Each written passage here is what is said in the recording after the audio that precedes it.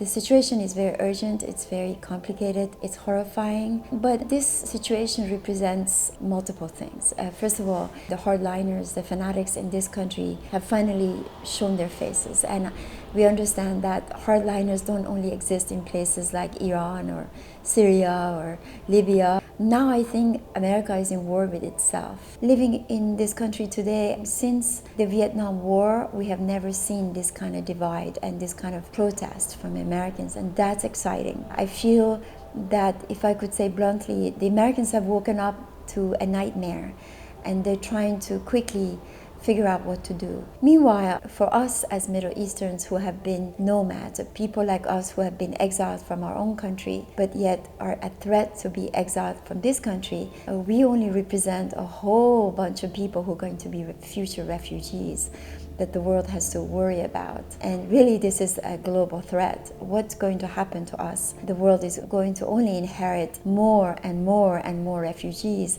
and the future of all of us, including the American citizens who are Middle Eastern origin, is at stake.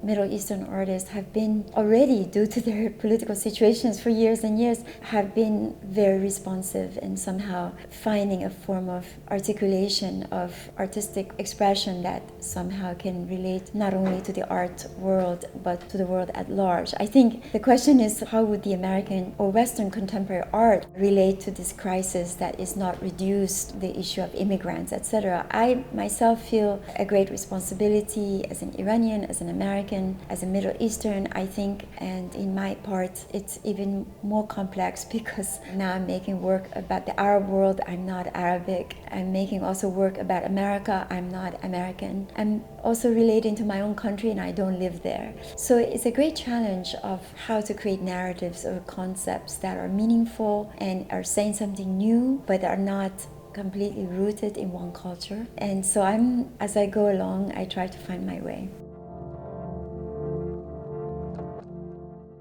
For many years now, since I haven't been going back to Iran, I felt the urgency to move on from the immediate Iranian culture and beyond. And I sort of became familiar and more sort of obsessed with Kulthum for the past 6 years, and really thinking about how she, as a female artist, as someone who grew up in a very predominantly male, masculine culture, was able to elevate to the level that she did, and really raising many questions from my own perspective as a Middle Eastern woman whose life has also been very defined by politics, but in really living also from a culture that is predominantly a masculine culture. My journey through Kulthum was really finding answers for myself.